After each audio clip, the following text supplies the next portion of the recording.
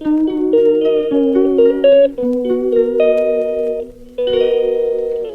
Everyone, welcome back to my channel. कैसे हैं आप सब? उम्मीद करती हूँ आप सब बहुत ही अच्छे होंगे। और आज हम लोगों को जाना था मेरे हेल्थ चेकअप के लिए, जो कि मैं पिछले 1-1.5 साल से प्रॉब्लम में चल रही हूँ अपने हेल्थ इश्यूज़ को लेके। एक तो माइग्रेन तो डायग्नोज हो ही गया था, उसका तो चलो ट्रीटमेंट चल रहा है, दवाइयाँ चल रही हैं, बट एक और मुझे प्रॉब्लम है जो कि माइग्रेन के साथ ही शुरू हुई थी। तो आज मुझे जाना है सिक्किम मणिपाल हॉस्पिटल, और एम्स तक दिखा लिया, कुछ भी किसी को समझ नहीं आया, और गंगाराम के डॉक्टर्स को भी दिखा लिया, कुछ समझ नहीं आया कि है क्या बेसिकली। तो इसलिए मैंने फटाफट से यहाँ पर बना दिए हैं कढ़ी चावल, और मैंने सोचा चलो लंच वंच बना कर ही जाती हूँ। तो मैं तो कुछ खा के नहीं जा रही हूँ, सिर्फ चाय ही ली है मैंने। तो मैंने कहा चलो फटाफट से लंच बना लूँ, क्योंकि वहाँ पे स्कैन वगैरह होना है मेरा। तो इसलिए फिर मुझे पता नहीं था कि मुझे खाली पेट ही जाना है। ये तो अच्छा हुआ कि मैं खाकर कुछ नहीं गई थी। जब मैं हॉस्पिटल पहुँची तो डॉक्टर ने मुझे यही बोला था कि खाली पेट आप हो, खाली पेट ही आना है। तो मैंने कहा हाँ चलो, बाय गॉड ग्रेस, मतलब मेरे को कोई आइडिया नहीं था, पर मैं तो वैसे ही खाली पेट आ गई, तो मैं खाली पेट ही हूँ। तब जाके मेरा टेस्ट हुआ। यहाँ दोनों बच्चों को रेडी कर दिया, खाना वाना बना के रख दिया है, कढ़ी चावल।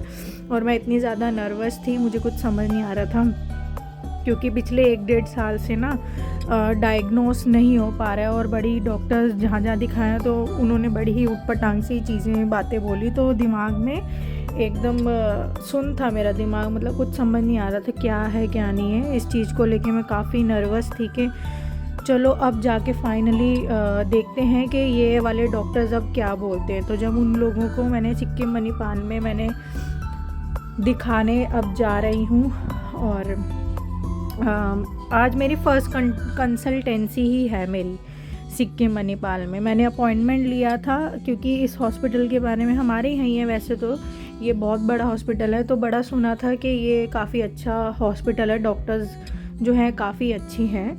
तो मैंने कहा चलिए, अब मैंने अपने हस्बैंड को बोला चलो एक बार ना यहाँ भी दिखा के देखते हैं कि क्या है क्या नहीं है। तो यहाँ पे हम लोगों ने जो है ना अपॉइंटमेंट ले ली थी। तो अपॉइंटमेंट लगी हुई थी 12:30 की सुबह। तो ये 12 बजे का समय था, हम लोग घर से निकल गए अपने हॉस्पिटल जाने के लिए। और यहाँ देखिए हम लोग पहुँच चुके हैं सिक्किम मणिपाल हॉस्पिटल, जहाँ पे मुझे दिखाना था जनरल सर्जन को। देखिए मतलब लाइफ में इतना कुछ हो जाता है ना, मतलब हम लोग सोचने को ही मजबूर हो जाते हैं। मतलब मैं ना सोचने को मजबूर हो जाती हूँ कि लाइफ है क्या यार, कुछ भी नहीं है लाइफ, एकदम से मतलब सब कुछ एकदम बदल जाता है। यहाँ पे हम लोग बैठे हुए थे, पहुँच गए हॉस्पिटल और गाड़ी लगा दी पार्किंग में। और यहाँ पे सोना और आलिया को दोनों को मैं घर से ही ब्रेकफास्ट करवा लाई थी। यहाँ पे हम लोग बैठे हैं, यहाँ पे कार्ड बन रहा है मेरा, जो कार्ड बनता है हॉस्पिटल में, ओपीडी कार्ड। हम लोग ओपीडी में बैठे हुए हैं, फर्स्ट टाइम कंसल्टेंसी थी तो इसलिए कार्ड बनता है। उसके बाद जो मेरा फॉलोअप रहेगा फिर कार्ड की ज़रूरत नहीं पड़ेगी, वो जितनी भी फॉलोअप रहेगी वो सारी उसमें ही कार्ड में ही चढ़ती रहेगी। तो यहाँ हम लोग बैठे हुए थे, हस्बैंड बनवा रहे थे यहाँ पे कार्ड, और दोनों बच्चे बेचारे हो रहे थे परेशान, क्योंकि पिछले 1-1.5 साल से हम लोगों का इतना पैसा खर्च हुआ है ना, 1.5-2 लाख मेरा खर्च हो चुका है, बट आज तक डायग्नोस नहीं हो पाए कि बेसिकली प्रॉब्लम है क्या। किसी भी डॉक्टर ने डायग्नोस ही नहीं किया। इतने ब्लड टेस्ट हो गए, इतने एक्सरेज हो गए, स्कैन्स हो गए, बट कुछ डायग्नोस जो है ना वो नहीं हो पा रहा कि ये मतलब प्रॉब्लम है क्या। तो इसलिए हम लोग यहाँ आए हैं कि यहाँ देखते हैं कि यहाँ डॉक्टर अब क्या बोलते हैं। तो यहाँ पे देखिए हस्बैंड जो है यहाँ खड़े हुए हैं, और ये पीछे सारे डॉक्टर्स के ही रूम है, जिसमें से एक रूम में मुझे दिखाना था जाकर। यहाँ बनवा रहे हैं ये कार्ड। और बेचारे 1-1.5 साल से बच्चे भी इतने परेशान हैं ना, क्योंकि यार बच्चों को कहाँ छोड़ के जाएं, है ना, बच्चों को भी साथ में ही जाना पड़ता है हम लोग कहीं भी जाते हैं। तो यहाँ पर अब डॉक्टर से चेकअप मैंने करवा लिया था। तो डॉक्टर ने लिखा था सिटी स्कैन करवाना पड़ेगा, तब भी हम लोगों को पता चलेगा कि क्या है। तो यहाँ पर हम लोग आ गए हैं रेडियोलॉजिस्ट डिपार्टमेंट में, रेडियोलॉजी में। यहाँ पे हम लोग बनवा रहे हैं पर्ची सिटी स्कैन के लिए। और सिटी स्कैन ना देखो 2 टाइप के होते हैं, एक होता है नॉर्मल स्कैन और एक होता है कंट्रास्ट स्कैन। तो मुझे जो डॉक्टर ने बताया था वो कंट्रास्ट था। तो कंट्रास्ट में जो है ना KFT की रिपोर्ट चाहिए थी, KFT का टेस्ट होना बहुत ज़रूरी होता है, बट मेरा कोई KFT का टेस्ट नहीं हो रखा था। तो इन्होंने पहले ब्लड सैंपल लिया जिसमें फास्टिंग चाहिए थी, तो बाय गॉड ग्रेस मैं तो फास्टिंग पे ही थी, मैं खाना वाना कुछ भी खा के नहीं गई थी। तो पहले KFT का टेस्ट हुआ, तो उन्होंने बोला जब KFT की रिपोर्ट आएगी तब हम लोग CT स्कैन करेंगे कंट्रास्ट वाला। KFT की रिपोर्ट के बिना कंट्रास्ट स्कैन जो है नहीं होता।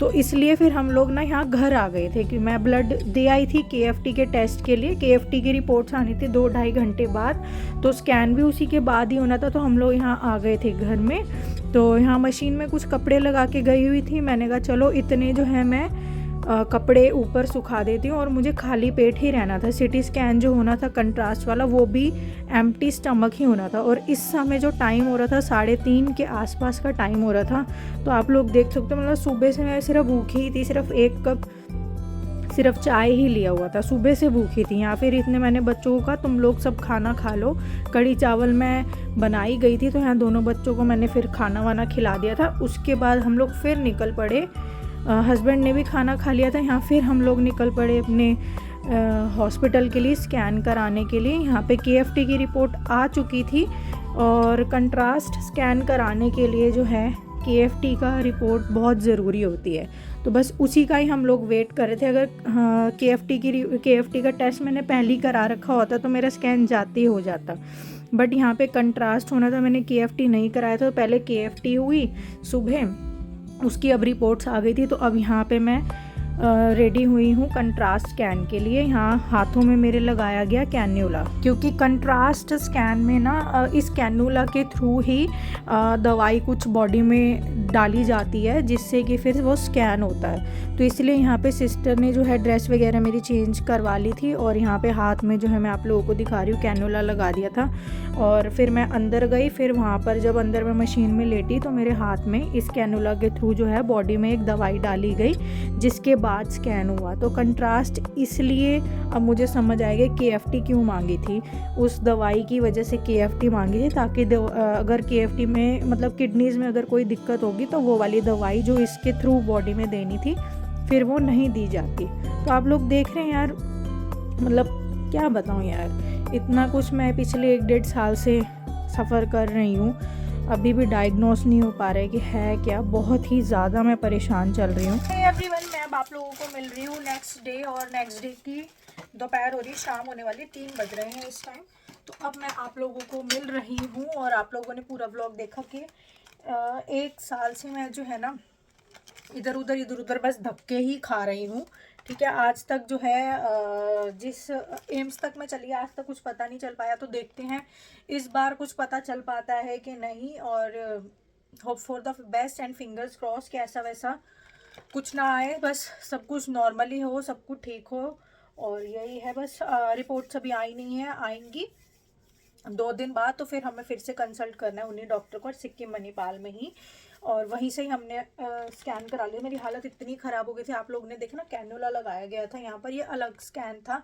CT स्कैन भी 2 टाइप का होता है, एक होता है नॉर्मल और एक होता है कंट्रास्ट। तो नॉर्मल कंट्रास्ट में बड़ा फ़र्क होता है। जो मेरा पहले भी हो चुका है CT स्कैन, अभी 2-3 महीने पहले, तो वो नॉर्मल हुआ था। उसमें कुछ ढंग से आ नहीं रहा था रिपोर्ट्स में, तो इसलिए डॉक्टर ने कंट्रास्ट करवाया। तो कंट्रास्ट में कैनुला लगा के कुछ एक दवाई सी कुछ दी जाती है अंदर। तो उसमें मुझे पहले उन्होंने नॉर्मल देखा, नॉर्मल में विजिबल नहीं हो रहा था जो उन लोगों को पिक्चर्स लेनी थी अच्छे से। तो उन्होंने फिर दवाई डाल के, जब उन्होंने फिर MRI मेरा CT स्कैन किया, जब उन्होंने वो दवाई डाली ना गाइस, आप लोग यकीन नहीं मानोगे, ऐसे लग रहा था पूरी दुनिया घूम ली मैंने। इतनी हालत अजीब सी मेंटेलिटी हो गई थी, अजीब सा मन एकदम धक धक धक धक धक धक होने लगा। क्योंकि वो जो जैसे ही उन्होंने दवाई डाली ना, मैं लेटी हुई थी मशीन के अंदर ही, हैंड ऐसे थे मेरे, उन्होंने ऐसे दवाई डाली उसके अंदर, और मेरा ऊपर से सिर पूरा नीचे पैर तक अंदरूनी, मतलब इंटरनली, बाहर से नहीं, बॉडी बाहर से नहीं, इंटरनली ऊपर से पूरा नीचे पैरों तक ऐसी गर्म हो गई बॉडी, जैसे 100 डिग्री की हो गई हो। इतना भारी शरीर हो गया, ऐसे पता नहीं, बॉडी इतनी हैवी हो गई, पूरा उस सिर से लेके नीचे पैरों तक ना इंटरनल इतनी गर्म हो गई बॉडी। और बहुत ही अजीब सी सेंसेशन टाइप सी हो रही थी, जीभ एकदम भारी सी हो गई थी, जैसे जीभ पे भी कोई इतना भारी भरकम जो है कुछ रख दिया गया हो। बड़ा अजीब सी टिंगलिंग टाइप सेंसेशन थी, बड़ी अजीब सी थी, इतनी गर्म हो गई थी इंटरनली पूरा सिर से लेके नीचे पैरों तक बॉडी, कि मेरे मशीन में आप लोग देख सकते हो ठंड इतनी ज़्यादा है। और उस समय जो मैंने वियर किए हुए थे कपड़े वो सिर्फ नॉर्मल कॉटन के थे और कुछ नहीं था, जो हॉस्पिटल वाले ही देते हैं, तो नॉर्मल कॉटन के थे, बड़ा पतला सा। पर मेरी बॉडी इतनी स्वेटिंग करने लगी मशीन में लेटे लेटे, पूरा ऐसे टप टप टप टप स्वेट आने लगा। हाथों पे भी पहली बार ऐसे हुआ है कि यहाँ पे भी पसीने, मतलब इतनी स्वेटिंग हो रही थी, पूरी बॉडी ऊपर से पैरों तक ऐसे स्वेट होने लगी। पता नहीं क्या था क्या नहीं था। तो ये होता है कंट्रास्ट में, ये ही इम्पोर्टेंट टेस्ट है मेरी लाइफ का। जस्ट पता नहीं, मैं कुछ नहीं कहूँगी इससे आगे, भगवान जी की बस वो है कि सब कुछ नॉर्मली आए, ठीक है, बस डायग्नोस हो जाए कि प्रॉब्लम क्या है, और फिंगर्स क्रॉस्ड है। बट हालत बहुत ख़राब हो गई थी, बहुत ही ज़्यादा। और मैंने सुबह से कुछ भी नहीं खाया था, सुबह से क्या, मैंने परसों रात को खाना खाया था, उसके पूरा दिन कुछ नहीं खाया था। और जब मेरा सिटी स्कैन हुआ, शाम के बज रहे थे 5, उन्होंने मना कर दिया था कि आपको खाना नहीं है। और जब स्कैन होकर मैं बाहर निकली, उन्होंने बोला 6:30 के आसपास आप लोग जो है अपना खाना पीना शुरू कर सकते हो, तब तक 1 घंटे तक कुछ नहीं खाना पीना, आधे पौने घंटे तक तो खाना ही नहीं है कुछ, एक घूंट पानी भी नहीं पीना है।